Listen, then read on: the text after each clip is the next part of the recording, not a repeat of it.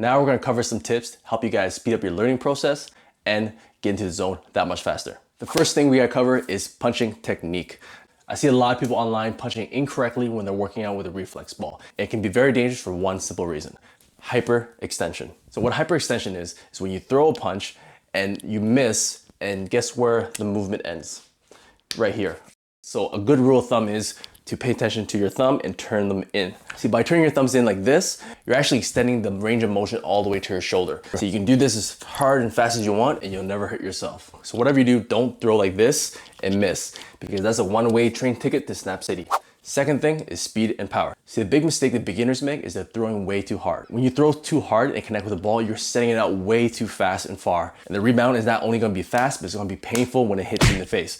So always go very lightly when you just wanna tap the ball. And this is gonna allow you to build momentum. It's gonna help you develop your feel for the ball, your hand-eye coordination and timing of the ball. There's no need to go fast or really hard when you first work out. Just go slow and steady so you can anticipate the movement of the ball and the timing of the ball. Next is resetting the ball. So a lot of people, when they're brand new, what they'll do is they'll miss the ball and then start headhunting, crisscrossing their arms. This is a big no-no because you do not yet have the motor skills, fine-tuned motor skills, hand-eye coordination to connect and chase the ball around. What you'll often do is just frustrate yourself. So a better thing to do is just reset the ball. It takes just a split second to snap the ball back into place and start again. And as you get better, you can use less of your arms each time to reset the ball. Me personally, I'm at one thumb right now when I reset the ball. And you'll see it when I'm trained, but it's not something I intentionally do. It's just something that I've developed to reset the ball and kind of give myself a better shot. When you're first starting out, give yourself the best quality shots possible, and that's by keeping the ball right in center. And that's the best way for you to develop rhythm and hand-eye coordination over time. Next is visualization. And I know what you'd be thinking. Wax on, wax off. Don't forget to breathe. Very important.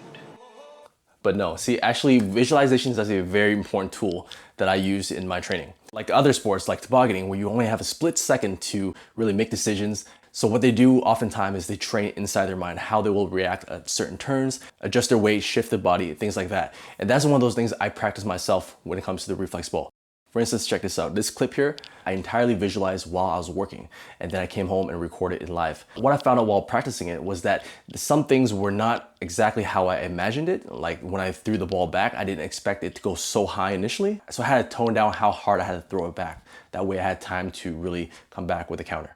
And it's a great way to make use of your imagination to develop your flows. Next is you want to let it flow out naturally. A lot of times it's good to practice moves over and over that you've learned here in the training. But to really get the best out of flow, you have to be in a natural state. You have to be in the moment and you don't try to force certain shots. See, the best moves I've ever recorded were all in the moment. I did not plan to, or I didn't even think of certain moves. That's just how your reflexes react once you train it to a certain level. And a lot of times it's really crazy what comes out. And that's one of the reasons why I always record my workouts, just because you never know what comes out this time.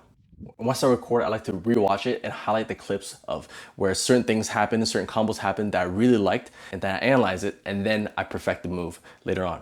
Like a lot of moves like this one here, I now call it the orbital punch. It first came out from just in the moment reaction. But then I later on analyzed what happened, then I decided to be intentional with the next time I worked out. And then I've perfected it over time, and now it looks like this variation. And that's why it's always a great idea to record yourself working out, just because you never know what comes out and what you might capture. Next tip is just have fun. A lot of times in our lives, we think about the time commitment it takes to really work out and get a cardio session in or go to the gym. But remember, with Reflex Flow, your next workout is always one punch away. So instead of setting up 20, 30 minutes on the clock, just think about throwing that one punch. No timer, no sets, no reps, just get it going. Finally, the most important tip is music.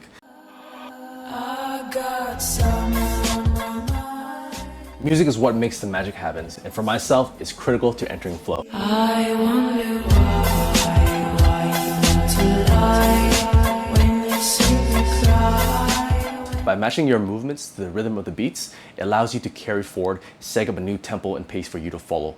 This helps the time fly by while you sweat and enjoy every minute of it. And that's why I've attached my personal playlist in the Facebook group, linked there, check it out. And remember that moves and training drills later on you'll see are meant to give you the tools necessary to develop your own style later on.